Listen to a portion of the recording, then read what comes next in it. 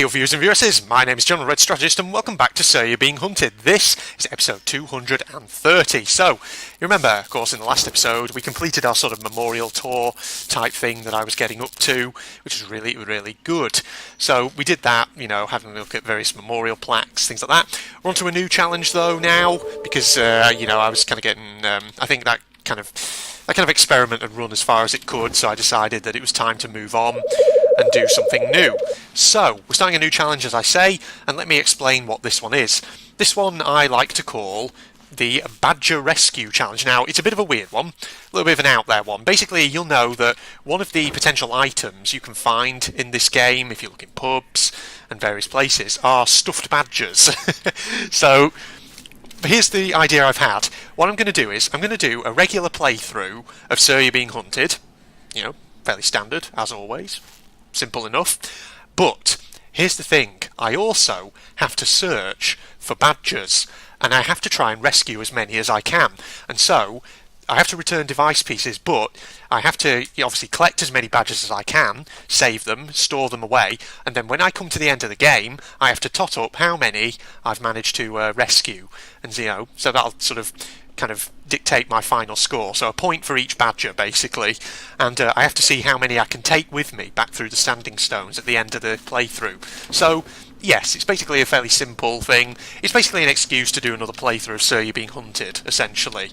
And just sort of, have a bit of fun, have plenty of episodes where I can talk, about various things, have, that is a bit of a comely swelling. A little bit weird. Okay, whatever.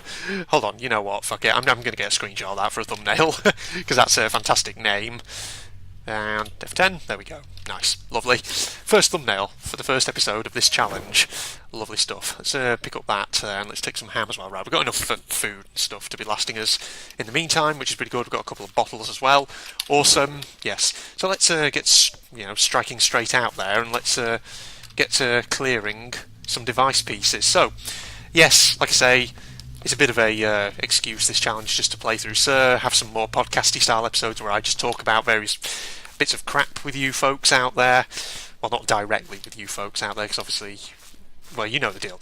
Now, the badgers are actually typically in the pubs, aren't they? That's usually where they appear, but now there's freaking robots there. Okay, well, we'll check that out in a second. Let's just have a look at these barns over here.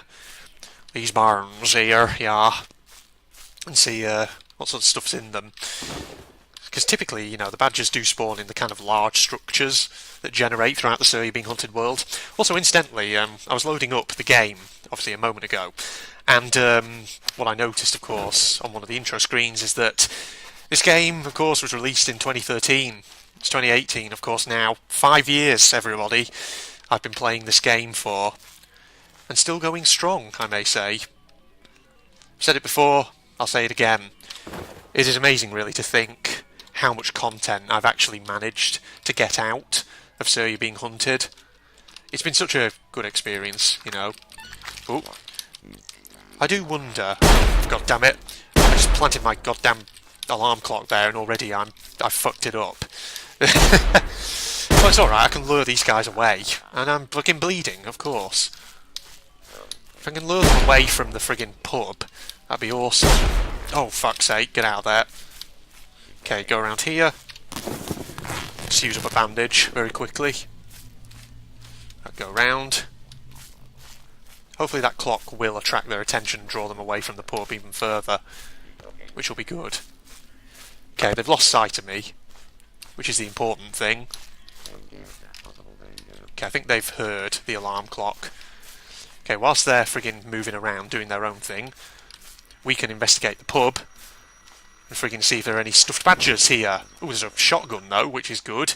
And I'll take that. I'll take the mints as well, because they're good. There's also a bottle. Fuck it, I'll take the sherry. Oh god. This could be bad.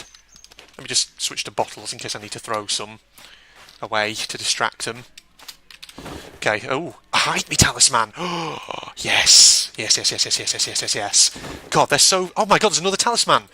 They're always so fucking rare, and yet I'm suddenly finding so many of them. I'm just taking all the bottles, because... Fuck. Nope. I'm not going to use the friggin' talismans just yet. There's no point to doing so. Okay, right, well, there was no badgers in there, which is sad. because usually there are in the pubs. That's fine. Yeah, moving on. Of course, also in other news, which I think might be interesting. Well, I say in other news, what I specifically mean is in UK news, I should say. British news, everybody. Now, I've been talking about this, of course, during some of my Alice Madness Returns recordings, but I'll talk about it here a little bit as well, because, there might be interesting experiences which you guys out there watching this can talk about. But apparently there's a law coming into effect here in the UK about cold calling, so telemarketing, where companies basically just ring random people and bother them and pester them to buy their shit.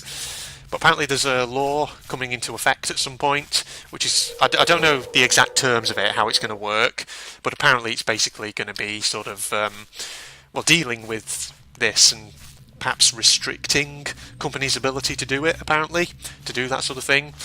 So yeah, interesting stuff there on the domestic level. A bit more of a political subject maybe, but I mean, I doubt it'll be a very controversial one, to be honest. I imagine most people's opinion of cold calling is pretty negative. Let's have a sip of tea whilst I'm at it. There we are. So yes, but whilst it may affect, of course, companies which are technically operating within the bounds of the law, or were operating within the bounds of the law previously, I do wonder how it will affect sort of scam cold calls. I really can't see how it'll sort of impact upon those, to be honest. Because that's the thing. Little story here. I've mentioned this during my Alice Madness Returns recording session, which I've been doing this morning.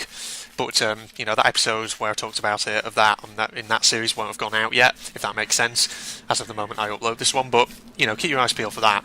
But when I was obviously a teenager, and I was still living with my family, we used to have our broadband provided by a certain company which shall go nameless in this episode. I'll be diplomatic. I won't name who it is, but let's just say that. Here's the thing, and I'm not going to outwardly accuse the country of India of having this problem for definite, but I'm just going to suggest that there might be this issue. But this company which my family used to pay to provide our broadband, they used to outsource a lot of their call centres to India, to places like Mumbai, essentially. And, of course, they used to send lots and lots of cold calls to us as a result. And we also used to get a lot of scam calls as well, purporting to be from this company, but which, really, there were a lot of doubts over whether it was actually them calling us. So a lot of kind of cold calls purporting to be from that company saying, oh, there's a problem with your computer, you need you to input a certain number in order to access your broadband so that we can fix it. And the moment you hear it, it's a fucking scam, right? Because if you ever get a phone call basically purporting to be from a tech company, a broadband provider or whatever, saying, oh, there's a problem with your computer, we need to fix it, we need you to input such and such a number either on your phone or into your computer, whatever, you should immediately put the phone down, because that's a scam. And the problem is, this company that we used to have, which provided our broadband and which outsourced a lot of its call centres to India, we used to get so many calls from people with Indian accents trying to get us to do this sort of thing. And in the end, of course, we switched because it was so frustrating, as you can understand. So, yeah, a little story there. So, let me know in the comments, of course, everybody, what's been your experience of cold calling, if anything at all? Have you ever had calls like that purporting to be from your broadband or telephone provider, landline telephone provider or whatever? Yes, another sip of tea.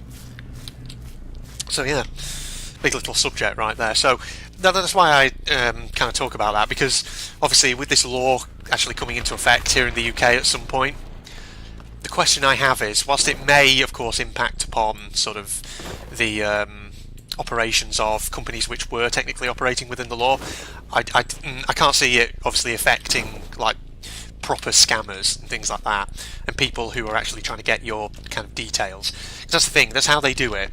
They sort of get you to input a number or something like that onto your phone or into your computer, but the moment you do that, I don't know the exact technical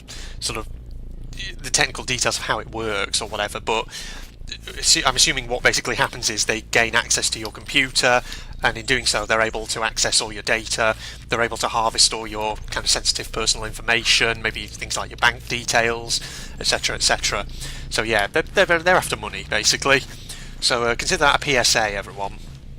Though having said that, you know, it's a PSA which I'm not the first person to give, so you should all know about that. Okay, so with that out of the way, let's just keep following these wisps. We've already removed a couple of device pieces from this island. We could probably get another one, I think, in this recording session. So where are they going? They're going off in this direction, through this builder's yard. Obviously, I have pretty much customised the terrain generation for this challenge.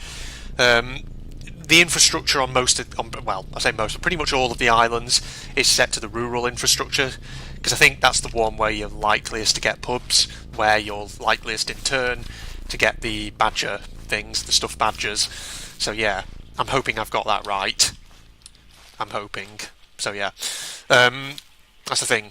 But of course, apart from, you know, setting the infrastructure to rural, as you can tell from the sort of lighting and things like that, I've really played around with the biome and terrain generation settings. So as you can see, the colour theme for this environment is mountain. But yeah, right, this is a oh shit, back off. No, we have. Oh, actually, I could drink some of my stout to get myself another empty bottle, couldn't I? We don't have any clocks, but we do have 3 bottles. So what I'm thinking is, if we could approach this device piece from just the right angle, we could throw our bottles, distract these guys, nip in, get it, and then we'll be okay, I think. There's a lot of rocks here for cover as well. See, this is one of those kind of... Oh, no. No, he didn't see me. Okay, that's good. Right, ooh. Back off a bit. Okay. Freaking sea beast is out there being a bitch. Being a little bit of a nonce, isn't he? Okay. Throw first bottle. Oh, there we go, they're off. Okay, now direct them off in that direction. Keep them moving. I've only got one more after this. Oh shit. Oh, fuck, missing me. Okay, never mind. Right, switch out. Shotgun. Shoot. Okay, he just hit his friend and actually hurt him. Okay, one down. And you're going to get the other shot, mate.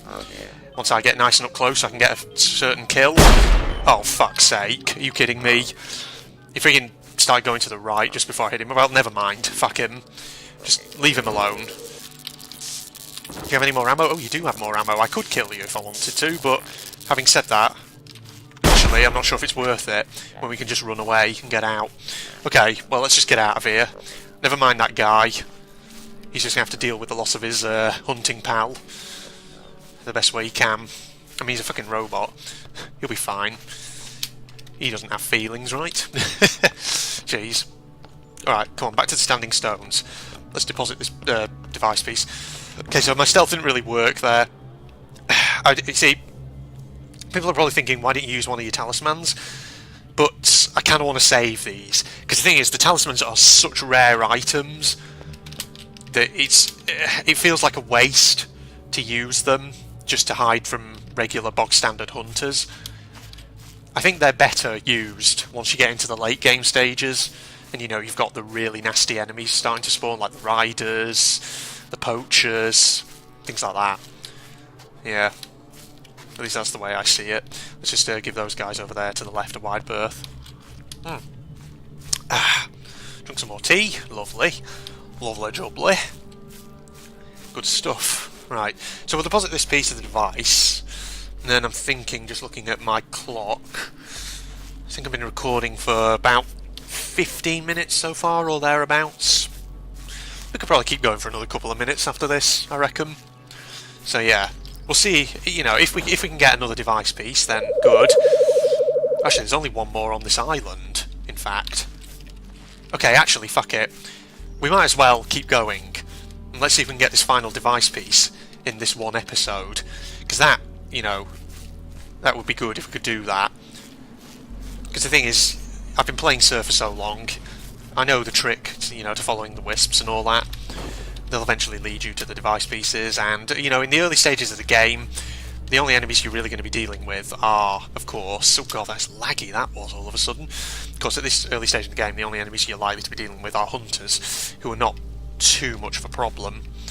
So, yeah, keep going, and let's see if we can clear out this whole island in one episode, which will be really good, because it means, obviously, in the next episode we can move on to another island. We can get the Badger Rescue Challenge really underway. I'm hoping that I definitely do find some stuffed badgers at some point.